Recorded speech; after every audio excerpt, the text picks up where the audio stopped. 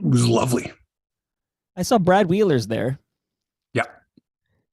friend of Yeah. the show. Stays in Dunedin. He's been So staying at the same place in Dunedin. did you consider going It was down lovely. to see it? Did you consider going down this year? No, this year we went away in early December, right after U.S. Thanksgiving, to Pinehurst. We're going to do the same thing next year, except go to Myrtle Beach. But this spring now, I'm moving. I'm in the process of moving, and Serena's got a lot going on at work. And we're going up to Elliott Lake today, right after the show. I got some play-by-play to do up there for the Elliott Lake Red Wings. I'm going to be a guest play-by-play guy tonight. Wow. Yeah. Busy day today. That's streamed on the web? Do they stream that? No, it's on a thing called Hockey TV. So you subscribe to it. I guess all the parents and the friends of the players and all that, they subscribe so they can watch their kids play. Think about it, instead of driving all the way to the games. Oh, right? Yeah. Especially, it's like, you can watch the games on. But yeah, I guess it's a streaming service called Hockey TV. I don't know. It's like a couple $100 for the season or whatever it is, and it's nothing if you put your kids through hockey. No kidding. It's like coffee, yeah. Yeah. So each town has its own local, like the local announcer that does the games, right? And some of them are good, and some of them aren't as good, and sometimes it's two people doing it, and sometimes just one guy with a camera operator, a single camera in a spot that follows the play. It takes a bit of getting used to, but it's good, right? I mean, think about this. If I was to say to you, you could watch every game your kid plays. I know, no matter where they're playing. I'm in. Of course. Right? Are you kidding me? Now, I hope you don't get stuck in any snow or anything. I think. Geez, don't say that. I'm just reporting. 5.5 hour drive up to Northern Ontario. What could possibly happen weather-wise? We're prepared for everything. Okay, because it's supposed to be, I don't know, this guy in Guelph, his name's Paul, is on Guelph. Yeah, he's in his, well, I'm just only saying Guelph because I'm on your YouTube live stream, which you have to tweet that link. But he's just saying it's another crappy snow day in Guelph. So, and then that's Guelph. We're not going to Guelph. Though. I know. We're going to Elliott Lake. It's nowhere near Guelph. No, I know that. I'm engaging with your fans. But even if there was, like, what am I going to do? Say, no, we're not going because the weather. I mean, I've driven in winter. I've driven in winter before. I got snow tires. Emergency kit, candles, flares, the whole deal like that. We're not going off road or anything, right? So, yeah. Retweet that tweet. Okay. Shout out to Paul, though. But Paul, I like it. So I press the button to go live on YouTube. And if I see a comment in the first 20 seconds, like that's somebody who's like, looks like they're waiting for the link. It's like they're sitting there waiting. They jump on it. Well, they're waiting for the show to start so they can get the interactive part. So it would be like, think of your favorite show. When does it come on? Like, when can I get involved? But a talk show, for example, like when I had my talk show from 6 till 8 o'clock at night, the phones would be ringing at 5:30. People wanting to be the first in line, to get on the show to talk about the Leafs, the Jays, whatever it was. So, akin to a lineup, to get concert tickets or whatever. So they'd be lined up early. Like my producer would have to go, look, we're not taking calls yet. The guy would say, like, I'll wait. I'm okay with that. Just put me on hold. I want to be the first in because I got to talk about that Leaf game last night. So that's the type of atmosphere we would have, 5 nights a week on radio. Here it's a different story, but still, I'm sure there's stuff that I don't have in the show. For example, that people are like, oh, I wonder if he's going to be talking about whatever, this topic from Tuesday or something that happened last weekend, and I might have forgotten about it. So this is the chance to, to like, okay, he's coming on. I wonder what he thinks of that Fred VanVleet thing or something like that. So this gives you that opportunity. Is that on the agenda? Is that on the agenda? What's that? Fred VanVleet's comments and subsequent fine. Not at all. Who cares about that? I haven't looked at it yet. I'm going to look. No one has any. There's way more important things to talk about than Fred VanVleet getting fined $30,000 for just calling out the refs by name, calling them fucking incompetent. That's the number one story. Come on, Mike. That's like us getting fined a toonie, right? It's all right. This is the three. By the way, props to you. 324 episodes. I wonder what percentage of podcasts make episode 324. Less than 1%, I would guess.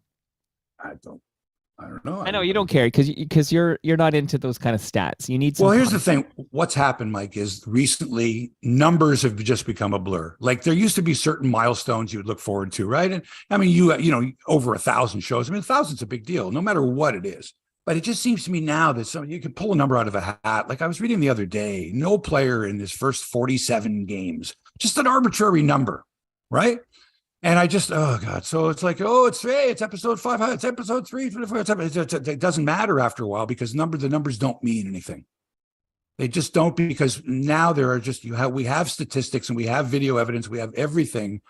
And so give me a 16 game sample, an 11 game sample, a 7 game sample, a 47 game sample, and let's compare it with other people in their first 47 games. I mean, just enough already. So, I mean, you could say to me, 324, you're the 1000th podcaster in history to reach 324 podcasts. And like balloons could show up, and a lady could jump out of a cake, like, right. Really? Okay, that's great. And I don't know. I just keep hearing, I don't know, every day. It's like somebody's got a number next to them. Like, oh, did you know that this person's doing this and that? And think about this, Mike, time-wise. Like this weekend, we got to push our clocks forward, right?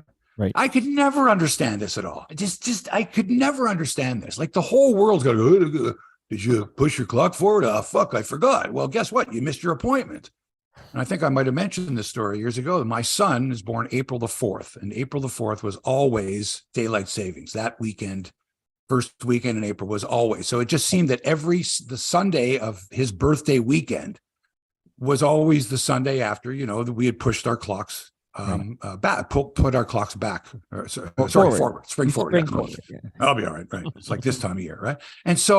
And I remember we had hired this clown for his like 4th birthday or whatever to come to the house for 2:00. Right. Well, 2:00 comes and goes, no clown or anything. 3:00, there's a knock on the door and it's the clown. And I just looked at the guy and I said, "You're late." He looks at his watch. I said, he says, "It's 2:00. I said, "Buddy, it's 3:00. And he just was like, oh God, the whole thing like that. And I wondered how many other people that day or any day screw it up. Like, oh my God, I forgot to, how do I change it on my car? How do I change it on my clock radio? How do I change it on my VCR? Like all this. And I'm thinking, when are they just going to say, forget this?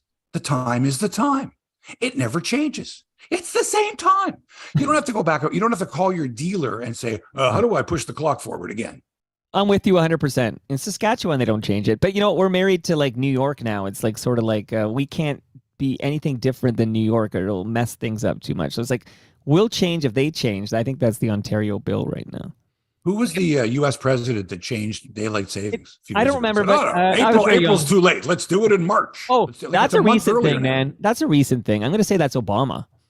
Like the changing of like moving it like the month or whatever. But this is all like a war effort, right? Isn't this like a conservation war effort? Yeah. If you look at the history of it, it's like, oh, why are we still doing this type of thing? Right. Like, why? We're screwing up. And also, it's just like the changing of it. It's like you wake up in the morning and go, oh my God, did I change all the clocks? Like I was at a place yesterday where the guy's about to go away for the weekend and he had pre-changed his clocks. So I'm looking at the clocks in the office yesterday afternoon. It's 1:00, but his clock says 2:00. And it's got to be all screwed up. And he's going, I'm just getting prepared because I don't want to show up on Monday morning and go, oh God, I got to change all the clocks. So he does it like 48 hours in advance. So why do we make daylight savings like on a Wednesday morning? No one's going to know the difference. The whole world just goes from 3 to 4:00 in the morning, and that's it. And let's not bury the lead here before we get rocking, but my 7:30 puck drop for Jarvis is really going to be, psychologically, it's going to be like 6:30. So I'm going to Yeah, you see, that's the other thing. Once you start thinking that way, you're fucked up for 2 weeks. I got to go to bed. It should be 5:00, but it feels like 6:00, but the sun's up at 4:00, which is 5:00. And then you add to that somebody who's 3 time zones behind you. Yeah. And now you're really screwed up because the guy in Vancouver, it's like, is it 3 hours behind? Am I 3 hours ahead? Is it 10:30 in Newfoundland? Can we avoid all of this and just get on with our lives? Let's do it, buddy. Again, though, it'll be up to New York. We could, or whatever. Basically, the rule is Ontario will change if Quebec and New York State changes. So it's like, Don't even get me started with Quebec. Quebec is a whole other story. They have all different holidays and like they don't like they're not seceding from Canada, but it's just everything's it's all different in Quebec. Like it's like the rules. We don't need no rules. No, but that's not it. 1,400 hours. Like if you look at what time is it on in Quebec, it's 1,400 and then a small lowercase h. That's 2:00. All right, we're going to rock here. They do that in Quebec. Moose Grumpy wants you to know it was W who made it. There you go. EST earlier. It's not Obama. So I apologize. Thanks, Obama. Don't apologize, Mike. It's he's watching. I see. Apologize for everything. Obama's here. All right, let's fly. Okay. Yep. All right, here we go, Hebsy. Recording in 5, 4, 3.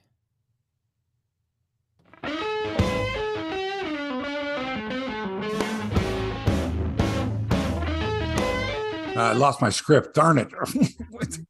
Hi, sports fans. Welcome to the 324th episode of Hebsy on Sports. And as you know, 324 is a milestone number. I won't get into it. You know what 324 means. It means nothing. It's another podcast. Mark Hebsy here, speaking to you live from the still under construction Markham studio, hard by Stouffville. And over there, Toronto Mike at the mothership in New Toronto, not to be confused with Long Branch. Two totally separate areas. Don't be mixing up New Toronto and Long Branch. A big rivalry going on down there. Sure. Right? Mike's in New Toronto. We've got the entire GTA covered, I think, Mike, really, and then some on this show. The entire world listening to Hebsy on Sports today. On the podcast, Fred VanVleet, a Toronto Raptors guard, world champion, gets hit with a big fine, but no suspension. After saying, and I quote, "I thought referee Ben Taylor was fucking terrible tonight." What a quote. What? He said what? He's going to get fined. That's okay. I'll help pay for the fine because VanVleet is right on. Officiating in the NBA sucks. We'll get into that story. Plus, the Blue Jays may have just found the perfect combination in the broadcast booth. Ben Wagner and Joe Siddle were sensational together yesterday. First time I've heard them together on the air. Winner. Really good broadcast. Also in Blue Jays camp, a bit of concern for Vladdy Guerrero's knee after he tried awkwardly to reach second base without sliding, and he tweaked something, and I hate to see that in spring training. I don't like seeing that, knee injuries. So take it easy, Vladdy. Be careful. He's not going to play in the World Baseball Classic for the Dominican. They got enough good players anyway, that team. The Maple Leafs have some injury issues to deal with as they try to get healthy for the playoffs, and they host the Edmonton Oilers tomorrow night, and the Edmonton Oilers will be without Connor McDavid after last night's game in Boston, in which the Oilers won. McDavid out 2 to 3 weeks. Bummer. Can you imagine getting tickets for that game? McDavid's coming to town. Not so fast. And he's from here. So I wonder how many tickets he had put aside for family and friends. That's a bummer. Anyway, no McDavid for the Leafs and Oilers tomorrow night. The TPC at Sawgrass underway. Round 2 has already started. I think they started at like 6:30 in the morning. I think this weekend, because it's daylight savings, I think they tee off at 5:30 a.m., which feels like 6:30, or does it feel like 4:30? I don't know. Canadian teenager Summer McIntosh, 16 years of age, upsets Katie Ledecky in the pool, and nobody's talking about it. No Canadians anyway. And Mike, the story finally corroborated after many years. 2 members of the Toronto Blue Jays who are having an affair with the same member of the Toronto media at the same time. Teammates. I'm having an affair. With who? Really? I'm having an affair with her too. What? Now, I'd heard this story before, and it could have happened, but I got corroboration, and I'll tell you the story a little later in the show. Is that a good tease for you? You're not going to name her, are you? Nope. Okay, then it's all good. Because I know this story. I can't wait to hear it. You know the story? Yeah. You know the whole story? Well, I know the 2 players, and I know the person you're referring to. Right, but you don't know how it came about. How no, of course. No, I just found out how they found out. And I was okay. Anyway, how's that for a tease? Hey, listen, how's your day going so far? It's 9:04 a.m. Eastern Standard Time. No, are we in? Is this like daylight? Eastern Daylight Time begins Sunday morning at 2 a.m. I think savings time starts on Sunday morning. I think. Right, right. So it's so this is Standard Time, and then we're into Daylight Time, right? Yeah. Eastern EDT, Eastern Daylight Time. One thing though I'll say after is Sunday morning. At least most of my clocks will automatically change. Like it's not like the olden days when every clock you had to figure out how to change it. Like I have a couple I still have to manually change, including my oven.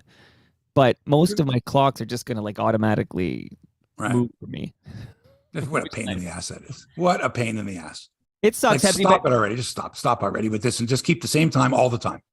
I got a tidbit just before we started recording. This was actually overheard by the Red Carpet fandom that's on your YouTube channel. But I heard, are you going to be calling a hockey game I don't know if you'll be doing color or play-by-play, but are you calling a hockey game tonight? One tonight, one tomorrow.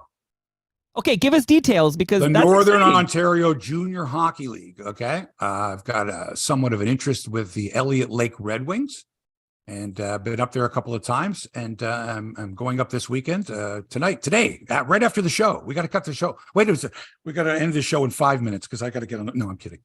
Yeah, going up to Elliott Lake, about 5.5-hour drive, and then doing the game tonight between Elliott Lake and Kirkland Lake. Okay, the gold miners against the Red Wings, and then tomorrow night the Hearst Lumberjacks come to town to play Elliott Lake. So I'm the guest play-by-play guy. Going to be working with Eric, the regular guy. Now, see, he works by himself. Like, so he does the whole game, the promos, the time, the players.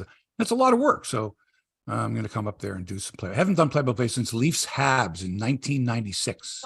I think this is exciting. As a Hebsy fan, I know I probably won't be able to hear this game. No, and I don't expect you to either, because you don't have any interest in the game or anything like that. And just my interest is that my Yeah. friend is calling the game, and his girlfriend's son is in the game. Like, that's enough for me to hook me in. Yeah. But again, I don't know, like, it's not like you're going to a game and they've got stat sheets for you and you got spotters and all that. I think there's a fair bit of work to do. I've been watching some of the games. I know who the players are and what numbers they wear. I'd like to know what the line combinations are, the defense pairings, if there's any injuries, and I'll find that out, when I get to Elliott Lake, when I, talk to the coaches and try to find out. But that's something that at the higher levels of hockey, that it's there for you. All the stats and the notes and media people, they don't have that in the Northern Ontario junior hockey. You kind of got to get your own information.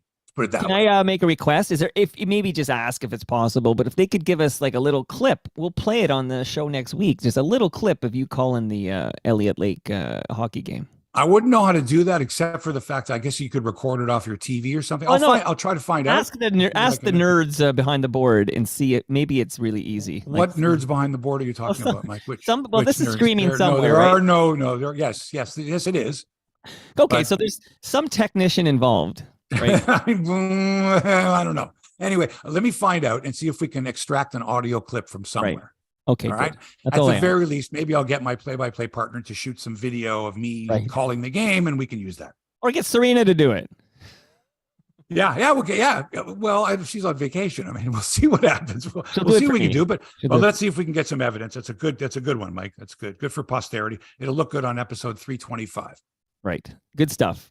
Yeah, that's good. So that's tonight. So that's later. So as soon as we're done here, I got to get in the car, drive up there, and then get prepped for the big game tonight. Big game. Good luck tonight. That's Friday exciting. Friday night in Elliott Lake, and then tomorrow night against Hearst, and they got a really good team. Hearst has got a really, really good team. The Lumberjacks, and the best mascot in the entire Northern Ontario Junior League. The Hearst Lumberjack mascot is a fabulous mascot. I got to Google that one. That sounds cool. Bilingual too. Okay, it's important. Okay, let's Mike. Let's start by asking the viewers, the listeners to this podcast, this vodcast, this thing. Let's take up a collection. Can we get everyone to donate $1 to the Save Fred Van Vliet Fund, 56 Spark Street, Ottawa 4? Van Vliet was absolutely bang on target the other night after the Raptors lost to the LA Clippers 108-100. Now, I've heard players go off at the end of a game, go off on umpires or referees, it doesn't matter, in the heat of the moment after the game, this so-and-so cost us the game, blah, blah, blah. Fred Van Vliet came out there and calm and cool and never raised his voice. And he said, and I quote, "I thought Ben Taylor was fucking terrible tonight. I think that most nights, out of the 3 referees, there's 1 or 2 that just fucked the game up. It's been like that a couple of games in a row. Denver was tough, obviously." End quote. It's just a portion of what Fred said last night. So he goes, so the Raptors lose because part of it was this technical that Ben Taylor called on Van Vliet in the third quarter was just such a ticky-tack technical. It was just such a terrible call and not necessary. There's more calls in NBA games than just like about pretty much any other sport. There's every time the ball is, that's a travel, that's out of bounds, that's this way, that's a foul, that's a reviewable. There's a stop, start, that nobody comes to see the referees. And Van Vliet was basically saying, look, the other night he got hammered because actually it was Scotty Barnes, I guess, in Denver, was teed up by referee Scott Foster. When after a particular play, Scotty Barnes had said something like, God damn it, but he was talking to himself. He wasn't looking at the referee. He wasn't gesticulating at the referee. Scotty Barnes was talking to himself, and he basically said to himself, "You fucking idiot," or something like that. And Scott Foster, the referee, with a few seconds to go in the game, and like I think it was a tie game or a 1-point game, he calls a technical on Scotty Barnes. Game over, right there. And then the next night or a couple nights later, this thing with the Clippers, and Van Fleet just basically said, this is the way it is. Refereeing's been terrible. So the NBA's got to do something. I'm thinking he's going to get suspended for this. This isn't just, this isn't just, I'm upset after the game. This was sort of a calculated, calm, this is the way it is with officiating. So today or last night, the NBA announces that Fred gets fined $30,000. And I'm thinking, what a break for the Raptors. I mean, if this is a team fighting for a play-in spot, you're one of your top guy, he could have been suspended. I mean, if David Stern was the commissioner, he would have been suspended. You cannot do that. You cannot undermine the authority of the officials. You can't do that, right? And I can see it, $30,000, which is a drop in the bucket for a guy that's making however many million he makes. But still, $30,000. So the Raptors kind of get off easy here, but the message has been relayed. The rest of the league is sitting there going like this, Mike. They're nodding their heads in improvement. Mm-hmm. All the other players in the league are like, yep. Nobody comes to see the officials. Yep. I get it. You can't call this. You can call it in the first minute. You got to call the same call in the 48th minute. That's fine. But if, you watch these games and they're all based on momentum and runs and all that. And the Raptors they were in an okay spot. And then this technical on Van Vliet, and he was like, what the fuck? I'm playing my best here, and I got an official with a ticky-tack call. Now, having said that, Mike, you can't give up 118 points, 119 points, 116 points, 122 points, and expect to win games. And the Raptors need their best players to step up, and now. And they need them for their heads to be clear of the officiating thing. It's like when a goalie gets into your head, like what happened to the Leafs with Carey Price in the playoffs a couple years ago. He made some big saves, and every Leaf player went, oh, shit, we're not going to beat Carey Price. And this is sort of the Raptors like, oh, God, the refs are going to take the game away from us. The refs are going to take the game away from us. Well, you can't think that way. And let me tell you, Nick Nurse's job is on the line. The future of guys like Van Vliet and Gary Trent and Siakam. Your best players have got to step up. And if the officials are getting in the way and they're fucking it up for you, okay, it's good that Van Vliet got it off his chest. Everybody should chip in and pay for the fine. His teammates, because he said something that they all wanted to say, and he's sticking up for Scotty Barnes and the organization, and they're a pretty good team, not great, pretty good on most nights, but they can't have this happen to them. And the other thing is, they just named 2 officials who the next time the Raptors play and these guys are officiating, don't kid yourself. These refs know. They know, oh, there's Van Vliet over there. Hey, what did he say? That I'm fucked up or something? So don't forget that. So this could have longer lasting effects on the Toronto Raptors and Fred Van Vliet. 30,000, we got lucky. Now let's win some games. Tonight in Los Angeles, still there, taking on the Lakers, no LeBron. Anthony Davis is a game time decision. So is D'Angelo Russell. I expect a huge game from the Raptors. Pull out all the stops. You've got to win this game tonight.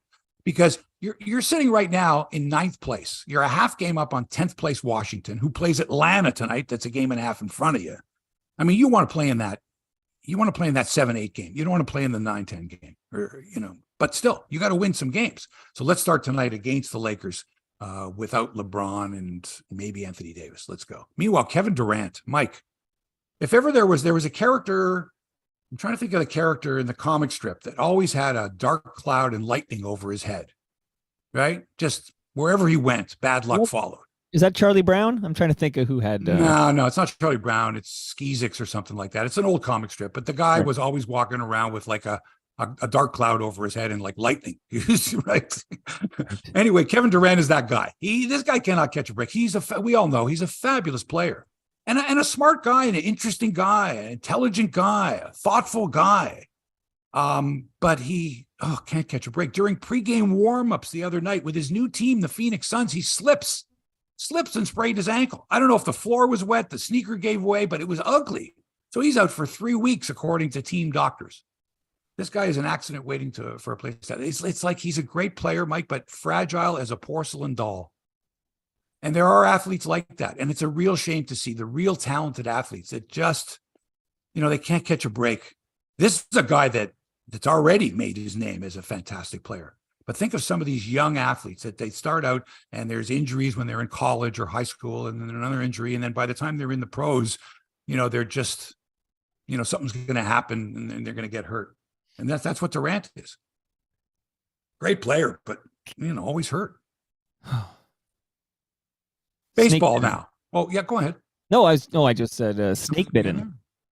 Snake bitten is a good one. What does that mean exactly? I mean, I know what it means. Where did that come from? You've been poisoned by a snake. I think a snake bit you and you're poisoned now. And that's bad luck when a snake bites you. Okay. I'll accept that. Just roll with me. Now to baseball. A year ago, I was in Florida. I was planning on going to, I think I had tickets for 5 or 6 Blue Jays games. And then, as you recall, the pandemic was still out there. And the games were canceled for a while there, for several weeks, of which, of course, I had tickets to all the games that ended up being canceled. And this year didn't go down to Florida, and the weather's beautiful, and the games are all going on, and Blue Jays and everything. And at the same time, the World Baseball Classic is underway in 4 different places: Miami, Arizona, Taiwan, and Japan, I do believe. So you got 4 different pools. There's 5 teams in a pool. The top 2 teams from each pool meet in the next round and the knockout round and stuff like that. And it's going on all during spring training. And a lot of, there's a lot of players from major league teams that are, have left their major league camp and to go to the camp of the nation that they're playing for. Vladdy Guerrero was supposed to play for the Dominican Republic, tweaked his knee, and then told General Manager Nelson Cruz that he will not be playing, to which all Blue Jay fans went, good. We love Vladdy, but we don't want him playing in, basically an inconsequential tournament when we need him for 162 games for the Blue Jays because they're going to win it all this year, right? So no Vladdy Guerrero for the Dominican Republic, but Canada's got Freddie Freeman of the Dodgers, who loves playing for this country. This is where his mom was born, and he honors his mother, and so we got Freddie Freeman. But we're in a tough pool. Canada's got we got the U.S., we got Mexico, we got Great Britain, and we got Colombia. And Colombia's a pretty good team too. So got to win that game against Great Britain as their first game on Sunday, and then hope for the best. For sure, you got to be able to beat Mexico. If you can beat Great Britain, Colombia, and Mexico, lose to the U.S., 3-1 gets you in second place. Should get you in second. So that's what they got to do. Going to be tough. Hey, Hebsy, quick aside. A couple of weeks ago, you asked me to name some members of the Canadian team, and I said I did. I call him Stumpy. Yes, you did. But I meant Stubby Clapp, right? He's the guy I always think of when I think of the Canadian baseball team. I just want to point out, I didn't learn until later that day I made that comment about Stubby was his 50th birthday. I think Remarkable. I know, isn't that amazing? Because I think I said something like he's probably 50 now. Remember I said that? And I had no idea that was his 50th birthday. So happy birthday, Stubby. Mind blow for you. Mind blow. It is a great name. Stubby Clapp is a great name. He's the first base coach for the St. Louis Cardinals. Woo. And you got to get word out that you gave him a shout out on his 50th without knowing it was his 50th birthday and called him. I Stumpy. tweeted at him, but nothing back, unfortunately. All right, let's see what we can do. He's down in spring training. All right. So anyway, I was talking about Vladdy Guerrero, right? And so he's got a knee injury, and so you never like to hear this. Remember last year, Springer in spring training hurt himself. They're like, a guy's getting hurt in spring training. Spring training is to not get hurt. The whole idea of spring training is to ease your way in to game 1. Ease your way in. Doesn't matter if you win or lose. It makes no difference. You're working on your game. That's what it's there for. So the last thing you want is a guy tweaking a knee in spring training, especially Vladdy Guerrero. And the reason he did it, and it was so aptly and brilliantly pointed out on the Jays Braves telecast, which was a Sportsnet production, but featured play-by-play man Ben Wagner, who is usually the Jays. He's the Jays radio or audio play-by-play guy. Works by himself. Can't go on road games. But they decided, I guess, to throw him a bone or say, hey, you know what? Dan's got other stuff to do. He's got college basketball, ESPN, whatever. And, Buck's sort of available every so often, but you know what? Let's have, Ben do play-by-play. And gosh, Joe Siddle's down there too. Let's put Joe in there as well. Because Joe's role this year is going to be, he's going to do color with Dan, right? Buck is not going to do play-by-play. So Joe is going to fill in for Buck when he's away working with Dan. And Joe might also be working with Matt Devlin, who it looks like is going to do TV play-by-play when Dan's not doing TV play-by-play. But right now, Ben Wagner is doing TV play-by-play. So him and Siddle yesterday are doing the game against the Braves. And I've never heard Joe and Ben Siddle Joe Siddle and Ben Wagner Joe and work Ben together. Siddle. I've never heard them together on the air. I don't believe they. I don't know. But Joe's been in the studio, with Jamie doing the pre and post game and between some of the between innings hits, and that's it, right? That's pretty much all. So I'm listening to them now. This game is not on radio. It's not on the Fan. I don't know if it was. There was an audio only broadcast, probably part of the simulcast. But here they are doing the game, and they're fantastic together. They were so good together. It's like you're listening to a couple of buddies who know way more about sports than about baseball than you do, and of course have all the inside stuff on the Jays. And they weaved stories into the broadcast, and it was really well done. They have a chemistry together. I'm sure they know each other for many years because, even though you're in the radio booth and you're in the TV booth, come on. But to hear them together talk about this team and discuss the game while the game's going on, and part of it was they're talking about Vladdy, and Joe Siddle says, well, here's the play. I don't know if they showed the play, but Joe's describing how Vladdy hurt himself. And that is he ran the bases and he was a little bit confused and he strayed off second base a little bit. And then when the throw came to second, he quickly reached, not with his, not sliding back to the bag, but he tried to extend his right foot and he really stretched too far and he got to the base, but he tweaked something in the knee. And Joe is talking about, hey, kids out there, don't think that you can go back into a hard bag like that. You got to slide in. You got to do the pop-up slide. And Vladdy didn't. And, that's where he tweaked the knee. And I'm watching this going, this is great stuff. Like, this is really good stuff. Really interesting point. The whole broadcast I thought was excellent. And it just goes to show you what happens when you put two people together that have chemistry or I don't know who came up with the idea, but said, why don't you two guys work together? But we know what it's like, Mike, when we hear two people that just the booth doesn't sound good, right? Well, Siddle is so good. Like he's the heir apparent, so obviously Buck won't go forever. Maybe he does another season. I don't know if he does two more, but Joe is the heir apparent without a doubt, and he's fantastic. But remember, Joe did radio. Joe with Jerry did Jays games for years. Joe knows it doesn't matter whether it's radio or TV. Joe is a good storyteller. Joe is very, very good, and I think, and I hate to say it this way, but I think his talent is being wasted being in the studio. And although a lot of the stuff on the pregame shows that he does. The inside baseball segments are fantastic. So, more Joe and geez, I don't know, man, could Joe do games? I mean, would Joe do games on the radio with Ben? Because boy, they sound good together. Boy. He's got really a face for television and you know it. He's a natural analyst and storyteller. And the pregame shows are great and all that. He could probably do both. I don't know. He could do the segments in advance, but he brings out here's the other thing. Joe brings out the best in whoever he's working with. And he brought out the best in Ben. And, a lot of times I'm listening to Ben, and for the most part, he's by himself. There's nobody sitting next to him. He's doing the whole game by himself, the stories, the stats, the play-by-play, everything, the drop-ins, the commercial breaks, right? And when you've got someone with you, it just, hey, we're watching the game together. How about that? What about that? How did Vladdy hurt his knee? Really good. There you go. Agreed. And anyway, the Jays just keep humming along in spring training. I mean, how can you not hum along in spring training? Really think about it. Hey, he looks very rarely do you hear stories. Oh, spring training's awful, terrible. Right. This guy's hurt. That guy's hurt. He can't hit. When do you ever hear stories? He can't hit in spring training. And usually spring training, the stories in spring training are about the guys that had shitty years last year. They're coming off bad years or coming off injuries. And now it's a new beginning. It's a new spring. It's a beautiful story. It's a standard story in spring training. You never hear about the guy who had a good year last year. It's about the guy who had a bad arm. Kikuchi, oh, he was horrible. Look at him this year. He looks great. He's been brilliant in 7 innings in the spring. Come on. It's a spring. He's just trying to throw the ball over the plate. But you got to tell stories when you're down there.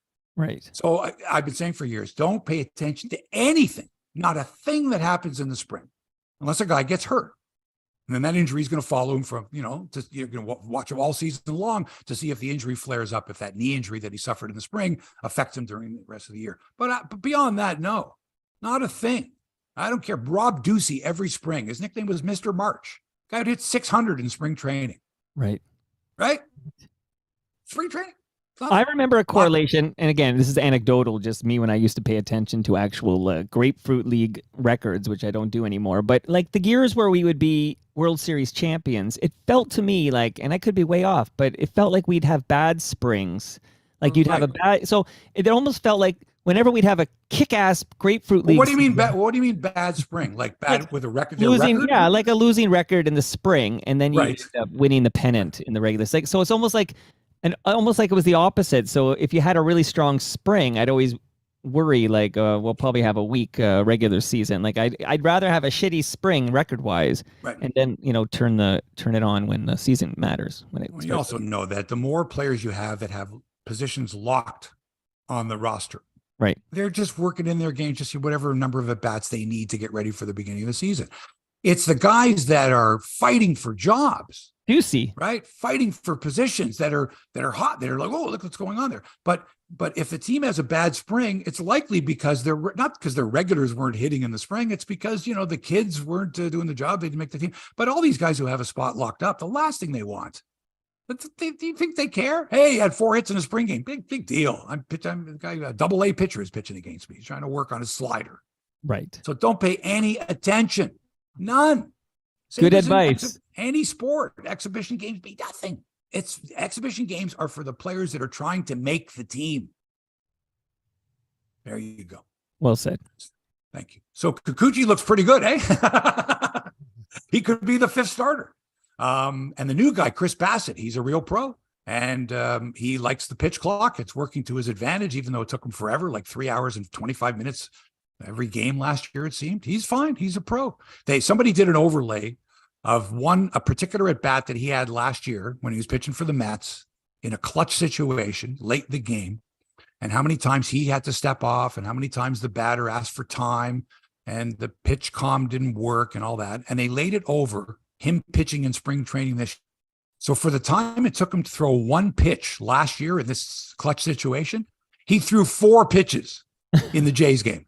So they overlay them, and it's hysterical because you only got 15 seconds if there's nobody on. Right. So this guy he threw 4 pitches in less than a minute. And in the game last year, it's taken him almost a minute to throw this pitch in this clutch situation. Oh my God. Wow. What a difference. So he looks good. Bassett looks good. Gosman looks good. He's working on, that little click move with his heel so he doesn't get called for a balk and all that thing. Seems to have been okay. He's working on that. Manoah, Barrios, Jordan Romano leading the pen. And later this season, we might see Chad Green and even Hyun Jin Ryu. So not so much maybe what the team looks like early in the year, but later in the season, instead of making a deal at the deadline, we would just say, oh, Chad Green's ready after Tommy John surgery, and he was lights out when he pitched for the Yankees. So we don't need to make a trade. Oh, lefty pitcher, don't need one. We got Hyun Jin Ryu also coming back from Tommy John. Would it be great if Tommy John actually came back? Anyway, now having covered the Jays for many years, Mike, you hear of stories. I mean, there's a million stories to tell, and people love this stuff. It's not that it's lascivious. It's just they love to hear, and don't we all, stories of famous people, getting into maybe trouble. Tiger Woods gets attacked by his wife with a golf club because he was screwing around with a woman from the Waffle House, and who knows. I mean, this titillating stuff. We're all interested in it, okay? And anyone that says they're not, they're lying. We are. So this particular case here, I had heard the stories, and I'm sure you had as well, Mike, of 2 Blue Jays players, Marco Estrada and Josh Donaldson. And this was the story, and everyone had heard it, whether it was corroborated or not. You were there, you weren't there. This is what happened, okay? This is 2017. So the Jays had their 2 playoff runs. Now it's 2017, right? And the team had a terrible season. And how much of it had to do with Marco Estrada and Josh Donaldson? I don't know, but Donaldson was hurt and had an off year after winning the MVP. Estrada was horrible. He was pitching so poorly that Estrada, who was married at the time, was having marital problems. Donaldson was engaged at the time. Okay, so it's 2017. Jays are playing like shit. They're not going anywhere. They're going to end up finishing 10 games under 500. And what happens is Marco Estrada calls a closed-door meeting. Players only. And he steps up in front of all the players and he says to his teammates, I'm having an affair with, and he names the reporter in front of his teammates. So I want to let you know, guys, I'm pitching terrible this year. I've been distracted. I'm having marital problems, and I'm having an affair with blank. And as soon as he says it, Josh Donaldson jumps up and goes, holy fuck, I'm having an affair with same person. And every player, Russell Martin, holy shit. And I guess that's when the players realize, oh my God, this is not good. Now, I had heard the story before, but I had not heard it confirmed. The person I heard it from had heard it from someone else who was in the closed door meeting. Usually that's pretty good to go with, but I would never say anything. But this week I ran into someone who said, who was actually there. And I asked them about it and they said, yeah, that's exactly what happened. So I had never heard the how they came to know about right. it. I had never heard that part. I had heard, but I never heard the details. But again, so there you go. It was confirmed to me this week. So soon after the incident, the Jays were horrible. They finished, like I said, 10 games under 500. It was Gibbons. The following year, Donaldson had been traded to Atlanta for Julian Merriweather. Estrada was still on the team, and he was just brutal in 2018. He was absolutely awful. I don't know if his teammates even spoke to him. I don't know what happened. And the reporter who caused all of this is no longer working for that outlet, and in fact was banished from the city soon after the clubhouse confession. And the Jays never recovered. The following year, 73 and 89. Gibbons got fired. And if you recall, Mike, their attendance fell by 1 million fans. They took such a tumble from 2016 and that playoffs to 2017. Right. They lost 1 million fans. They went from 3.2 million fans, first in attendance in the American League, 3.2 million in 2016 to 2.2 million, fifth in the league the following season. 1 million fans. That's unbelievable. Okay, so now we have our scapegoat. We know who to blame. This is who to blame. But what I'm thinking is this. Yeah. If you're going to have an affair with a married man and that married man's teammate who's engaged to be married, like, what are you thinking? I'm being very careful just because I don't want to judge somebody. And again, when I was fed this story, and I didn't know how they learned about each other till right now, you just told me that. But I knew about everything in real time because people, they like to keep me abreast of what's going on with FOTMs and everything. And, I think they want you to blog about it or write about it. I personally have chosen, I'm not going to write those kind of stories, but other people are more than happy to do that. I just let them do it. But I don't no judgments here, except it takes two to tango, and these guys, it's yep. all's fair in love and war and all that jazz. Right, man. But to look at the team and say how much of an effect might have this had, and you're going, okay, how could you spend an entire season or part of the season knowing that you're on the ropes in your relationship and you're with someone that you see there, that you're supposed to be a professional in a professional relationship. And then you find out that your teammate is going through the same thing. Wild stuff. And so, like you said, it's, what do you call it? Salacious, titillating stuff. I'm sure this person who I quite like, to be honest, personally, but I hope, this resurfacing doesn't cause her any distress. What resurfacing? What are you talking about? You're basically saying... Did you see what happened to the team? Did you see what happened to the team? Did you see what happened to the team? Did you see what happened? Marco Estrada, Josh Donaldson, MVP, and top pitcher.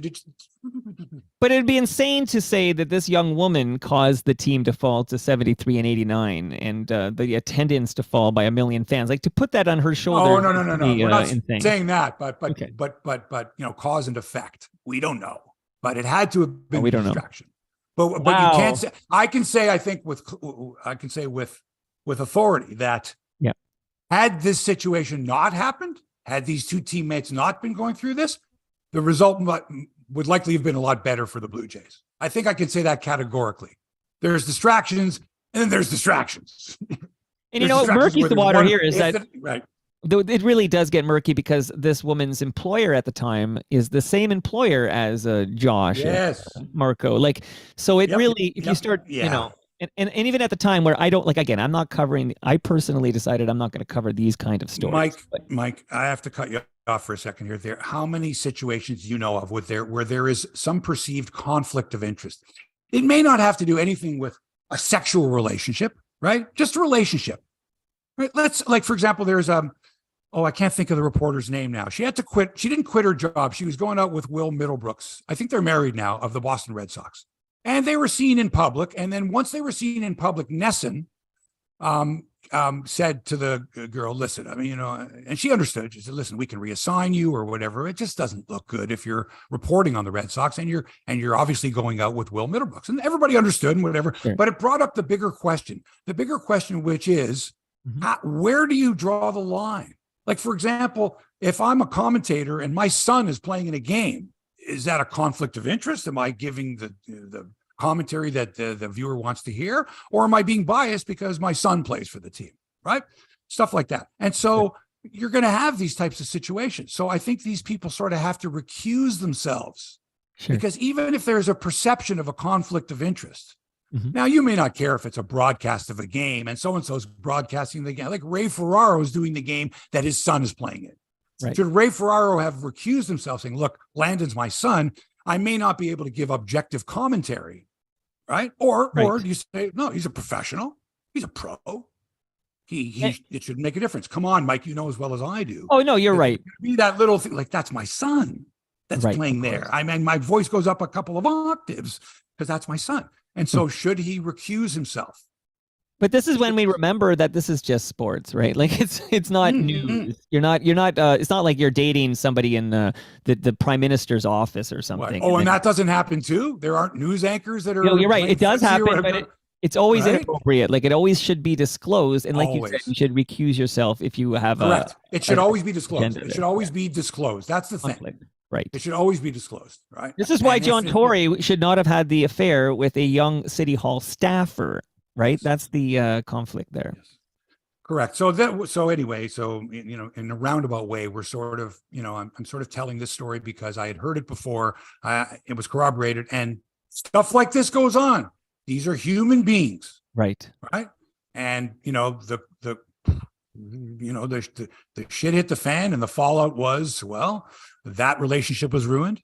That personal relationship was ruined. That personal relationship was ruined.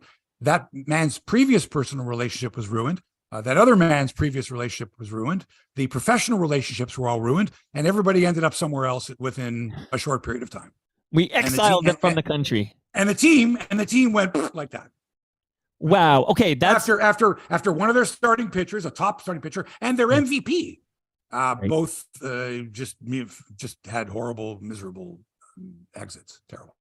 Now, while we're talking about that 2015, 2016 hype trains, as I called them, when we all had Blue Jays fever, what a time, right? That feels like yesterday and forever ago at the same time. But one of the key members of that team, of course, was Joey Bats. And you and I, in passing, I can't remember if it was last week. It might have been last Friday or the Friday before. But in passing, we talked about why the heck don't they give Joey Bats that spot on the level of excellence that they ripped away from Robbie Alomar? Like, Joey Bats was well deserving, and we kind of had a little back and forth, like, yeah, he's deserving. Well, they announced it like shortly thereafter. So I know. Complete coincidence, but they announced Joey Bats is going to be on the level of excellence. Yeah, nice. He deserves it. I mean, think of all the fans he brought out to the games. I mean, 50 home run seasons, that class. I mean, even if he doesn't do the bat flip, like, forget that. Even if he doesn't do that, he's in anyway. He's in. He was a star. Agreed. They had, Batista days. And remember, we got him for a song. I mean, he wasn't the expectations for Batista were nil and minimal at best. And that's why he had to fight those allegations, because it's not typical for a player to go from his caliber to basically for a couple of years the best hitter in baseball, as far as I'm concerned. Like, that's not the best power hitter for sure in baseball. Yeah. And people, they were talking about steroids and that, but also he had a chip on his shoulder. And people like that. He talked back to the Steve Simmons of the world, and who are you and stuff like that. So people, he had an attitude. Remember the time he tried to throw out, he was playing right field and he tried to throw out a guy at first base on I forget who it was now, maybe for Baltimore, but some big slow hitter drilled one to right field, and he came up throwing and almost got him at first, or might have got him at first, and ended up hurting his arm. And we were like, whoa, this guy. So Oh, he that's a tried Larry to Walker play. he tried to make the guy look, he tried to make the guy kind of look bad. Oh, you're trying to throw me out at first, eh? Like that. And I don't know. And remember the fight with Rufnador and the punch and everything like that. So he was a polarizing figure, and he deserves to be on the wall of the wall of excellence. What do they call it? The Level of excellence. Anyway, Love it. I don't know how many spots there are going to be. You could add Tom Henke to that list. Somebody suggested Fred McGriff. I said no. He didn't play enough seasons in Toronto to merit that. I don't think. Yeah, and in the future, who else is going to be on that list? Jimmy Vladdy going to be on that list someday? Jimmy Key on there? I can't remember. Is he there? No, Maybe no, Jimmy Key's no. Jimmy Key's not there. Jim Clancy's not there. Hanky's not there. I think Key was better than Clancy, but what about like Tom Henke? Well, I just said Tom Henke should be on that. Oh, I'm sorry. I should pay more attention. Don't apologize. No need. No need. All right. And it's always worth discussion, but Bautista for sure. Definitely. And, I'm looking forward to seeing the new stadium, the configuration, how it looks with all that coming up. And yeah, honor the former Jays, honor the past. Let's go to hockey now. Maple Leafs just biding their time, awaiting a clash with Tampa in the first round of the playoffs. I think there's 16 games or something like that left. Anyway, the Bolts have looked just awful lately, horrible. And some people say that Coach John Cooper is, I don't know, playing possum. Like, remember the last couple of years, he rested guys at this time of year. Like, he knew what his position was. Right. And I think Victor Hedman, he sent him to the beach for a week. People were like, what the hell? And he just gave like Sergachev and Stamkos, like a few days here and there, or he didn't dress them, or he said that they had an injury and they were just, take a couple of extra days. We're going to need you in a month. We're going to need you badly. And, this is something like Greg Popovich did this, remember, with San Antonio a few years ago, where he went to Miami to play LeBron and he benched Tim Duncan and Manu Ginobili and Tony Parker, all his best players, right? He just said, you're not playing. He didn't even dress them. And people were upset because, hey, we paid good money to see these guys. He's like, look, I got to win championships. And they ended up winning the championship that year. But I feel that John Cooper's that type of coach to say, we don't need to bust our balls to win these games now. I mean, we're still going to play Toronto in the first round. So Victor Hedman fell awkwardly into the boards the other night against Carolina. He played one more shift after that. The Flyers have just fired GM Chuck Fletcher. Daniel Bier takes over as interim GM. Breaking news. How about that? So John Cooper's like, I'm going to rest these guys under the guise of injury. And I don't know if Victor Hedman is hurt that badly, or Cooper's just saying, Vic, just rest, man. We'll call it a lower body injury. Take whatever time you need. We need you in top shape. So they lost again last night. Both. They've just looked, and I think that I don't think they're as bad as people say they are. I don't know if they're ripe for the taking. I kind of think that Cooper, he knows what this is all about, and it's just he wants to ensure that team is in tip-top shape when the playoffs begin. The Leafs, hey, Tavares is out, and O'Reilly is out, and when these guys come back, are they going to be in tip-top shape? Are they going to be ready for the playoffs? Well, we hope so. But I just think that Cooper is like, he knows he's got to do whatever you call it, time management or load management or whatever, to ensure that his big guns are at their absolute best. Speaking of big guns, last night, Boston, Edmonton, great game. Two of the best teams in the league. Certainly Boston, the best team in the league. Edmonton, the most exciting with Connor McDavid, but McDavid's out. Suffered a quad injury late in the 3-2 win for the Oilers. Great hockey game. Didn't score a point in the game. And then late, he got hip checked or something, man. He tried to play through it, but they announced today he's out 2 to 3 weeks with that quad injury. Terrific game, boy. Boston, as soon as they say, well, Boston has not lost a regulation game at home this year. Or Boston, when they score the first goal of the game, they're 33-0-3. As soon as I hear that, I'm going, it's got to change. He's never hit a batter all season long. Oh, he hits him with a pitch, right? You just know that's going to happen. What Murphy's Law, whatever the hell it is, you just know. And that's why people are the jinx thing. Oh, you just jinx them. You jinx them. And sure enough, that's what happens. As soon as someone points that out, inevitably they go down. So Boston loses for the first time. They beat Edmonton in Edmonton 3-2 last week, or a couple weeks ago. And here the return match, and the Oilers win it 3-2, breaking Boston's streak of 36 games at home this year, or whatever it is, 36, I think, without losing in regulation. How about that? No Wow. McDavid, though. No McDavid. And if you had tickets for the Leafs and Oilers at Scotiabank Arena to watch the best player in the game, sorry, he ain't playing. Yeah, And he's that from sucks. the, Eh? he's from the GTA too, man. Think of all Yeah. the friends and family he had tickets for. And that's a tough ticket. I tried to get tickets for that game. Yeah. Last week and boy, you're looking at $500 for a pair up in the nosebleed section. This is like when Gretzky would come to Maple Leaf Gardens. It was the event because it was once a year. Like this was the event of the season. You got it. Meanwhile, the Ottawa Senators beat the Seattle Kraken 5-4 in Seattle, moving to within 4 points of the final wild card spot in the Eastern Conference. The Senators trail Pittsburgh by 4 points. They're even in games played. 15 games to go. And they trail the Islanders by 6 points, but they have 3 games in hand on the Islanders. Now, that's great to have 3 games in hand, but you got to win those 3 games. And if they do, they're tied with the Islanders. But let's not get ahead of ourselves. But they beat Seattle in Seattle, and that's no mean feat. Good for them. So tomorrow night, Leafs against the Oilers. And I'm wondering if people are like, hey, anybody want to buy tickets? Because now it's not as big a ticket. Right? No, but I will say this, because when Gretzky came to town, that was I remember that was the ticket. And of course, I could never get that ticket. But the Leafs sucked. Like there was nobody, you weren't there to see the Leafs. You were there to see who visited. But today in 2023, that's an exciting Leafs team. Like this is still a hot ticket, even if nobody's coming to town. Definitely. The way the Leafs play, for sure. They're playing great. Exciting team. Let's go to golf now. The Players Championship at TPC Sawgrass. That's the one with the 17th hole, the island green, the exciting, is the ball going to go in the water or not? Very exciting to see guys, to see pros dunking in the water is exciting. Let's face it. Any amateur golfer's like, beautiful. I can do that. Right? It makes you feel more human. Right. Your leader after the first round, 174th on the FedEx Cup list, is Chad Ramey, an American, Chad Ramey. And the beautiful thing about the first round of any golf tournament, but especially a big one, even though this isn't a major, they call it the 5th major, is anybody it's 18 holes. Guess what? It's 72 holes. Okay. Lots of golf left to be played, but exciting to see your name after an 864 atop the leaderboard. Colin Morikawa at 7 under is in second place. Canadian Taylor Pendrith is in a group in third place at 5 under par. Adam Svensson is in a group tied for 8th at 4 under par.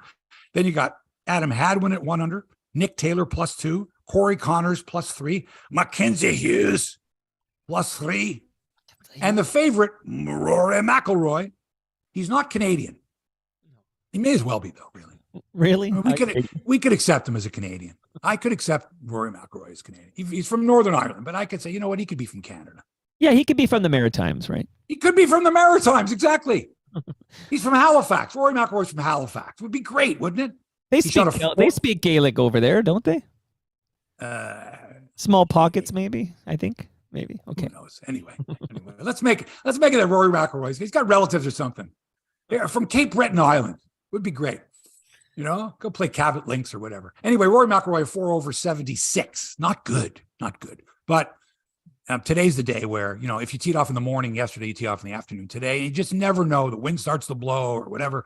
Different pin positions, who knows? So, I've seen guys that shoot 76 in the first round and 66 in the second round, and Rory is certainly capable of doing that. But watching guys just try to hit that 17th green, the island green, is exciting, exhilarating, and frightening at the same time. It's drama at its best, high drama. Although I think 5 of the top 10 finishers last year, 5 of the top 10 players were not there because they're not allowed because they're on the Live Tour. Right. You know what I mean? Sure. Those guys, hey, nope, can't. Sorry. Thanks for coming out. 16-year-old Summer McIntosh of Toronto is one of the world's top swimmers and a legit candidate for gold medals in Paris in 2024. Last Saturday in Fort Lauderdale, in a sanctioned event, I think it's called FINA, the Federal International Nation of Swimming and Diving, or something like that. Nautical, whatever it is. I think it's FINA. Okay. I think it's the swimming and diving, whatever they're called. But anyway, in Fort Lauderdale, she broke her own junior record. She's 16 in the 200-meter individual medley. And she also took down Katie Ledecky in the 200-meter freestyle earlier in the event. So Katie Ledecky is a 7-time Olympic champion, and she had won the 200-meter freestyle for 9 consecutive years. She had not lost a 200-meter freestyle race in 9 years. Mike, 9 years. Wow. No one had beaten her in the 200-meter free. Guess what? 16-year-old Canadian Summer McIntosh of Toronto. Boom. Now, did you see this anywhere on Canadian television, Mike? No. Sportsnet, TSN. But Hebsy, I don't have to tell you, in this country, we pay attention to swimming every 4 years. Well, this girl set a freaking world record, okay? Broke a Canadian record. Nobody had it on the sportscasts, okay? For Christ's sake, she did 200 meters in 154.13, for gosh sake. She's a junior. She's 16. Are you surprised? Till August. Nothing in Canada. Not a freaking thing. Are you surprised? ESPN had it and Fox Sports had it. And oh my God. And the reason they had it is because Katie Ledecky got beaten. Got beaten in the 200-meter free. Fucking seven Olympic medals. What is it with women swimming where you seem to peak like at 16, 17? Like, remember how young Penny was when she was, well, she's still winning 16, medals. Yeah. And then at 20, she did the same thing. Yeah, you're a lot, I guess, like female gymnasts too. I guess you're even tennis players. Tennis players. Yeah, they mature earlier, I guess. 15 to 22, let's say. I don't, yeah, it seems to be that you're, especially if you've trained from an early age. Yeah. Right. Maybe your peak lung capacity or whatever is those ages when you're absolutely in your possibly your fittest shape. But anyway, so there you go. So folks, I'm excited. Folks, listen, are you kidding me? Summer McIntosh. First of all, great name. Yes. From Toronto, 16 years old. She swims in Etobicoke at the Olympium here in Etobicoke. We follow her closely. She's like a local. Raised from here, man. Come on. Beats fucking knocks off Katie Ledecky.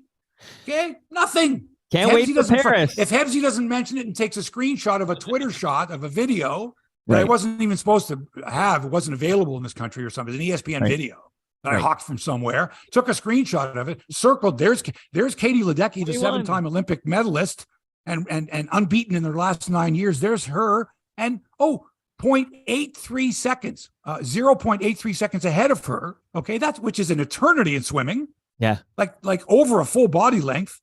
Is Summer McIntosh, and nothing in Canada, not a thing. So there you go, folks. Love it. I've given you something.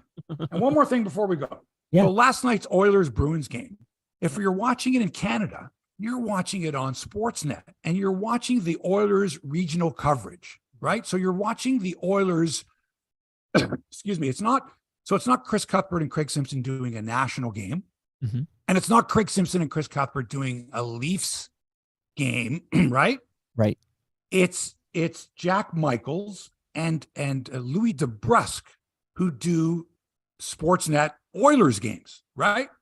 But we're seeing them here in Toronto because the game isn't blacked out because it's a national game because there's no Leaf game on, right? So the Leaf region, which we live in, is not affected. So we get to see this. So the broadcast crew, so Jack Michaels is an American. I think he's been up there for a few years, and he has a very distinct, somewhat over-the-top style that some people would compare to Joe Bowen if they're not Leaf fans. You know what I mean? And they hear Joe Bowen doing a Leaf game. Right. They go, wow, that's, he's a homer. Now, to what extent is he a homer? Well, that's up to the individual. But he's doing the broadcast for the Leaf fans. He's not doing it. He's not going, I've got people watching this game that are, rooting for the other team, or don't have a rooting interest, or they're betting on it. No. He's doing the game for Leaf fans, right?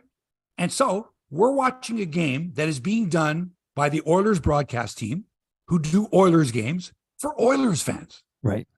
And this guy, Jack Michaels, is pretty over the top, like Joe Bowen would be if you had never seen a Leaf game before. So people are going, who is this guy doing this Oiler game? Who is this guy? And I'm like, it's Jack Michaels and Louis DeBrusque. I think they're pretty good. They make the game sound exciting. And Jesus Christ, they do games with freaking Connor McDavid. How can you not be excited all the time when this guy's on the ice? That's an exciting team. And so, I'm getting a lot of people on, who is this guy? He's over the top and he sucks and I'm defending the guy because I thought it was a good broadcast and it was exciting to watch. And that for me is, make it exciting. Well, that's everything. You have to be able to differentiate between the broadcast you're watching, whether it's a local, national, or whatever. And so I grew up with Hockey Night in Canada, and I naturally thought that Bill Hewitt was a Leaf fan and Danny Gallivan was a Montreal Canadiens fan. And then I realized later in life that that's not, that they tried not to be. They tried to be, unbiased. And that if you want to hear a hometown fan, and this is when I first realized it, listen to Ted Darling do Buffalo Sabres games. This was in the early days of the Sabres, the early 70s.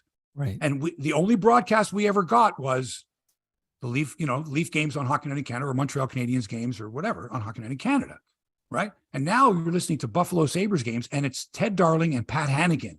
And they are over the top Sabres fans. Over the top. The Sabres could do no wrong. Go back and find some of those broadcasts. But to these ears, Mike, it was like, oh my God, these guys are so biased.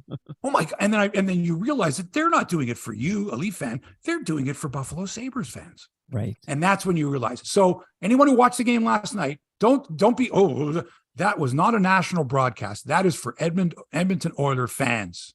And you just happen to be tuned in to that local broadcast. That's it. Hebsy, before I play you out, there's in your YouTube channel, Brian says, Hebsy, how can you ignore Christine Sinclair and what she said yesterday to the committee? I don't see it on your notes here.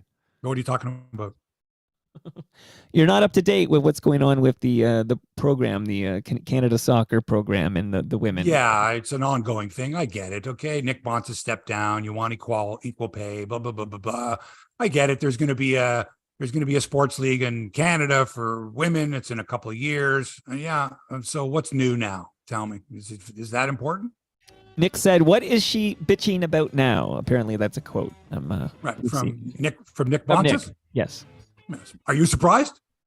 I don't know him well enough to be surprised. So, I mean, the guy got aced. He finally got had to step down. Right. So this was his exit strategy: is let's say something nasty about Christine Sinclair.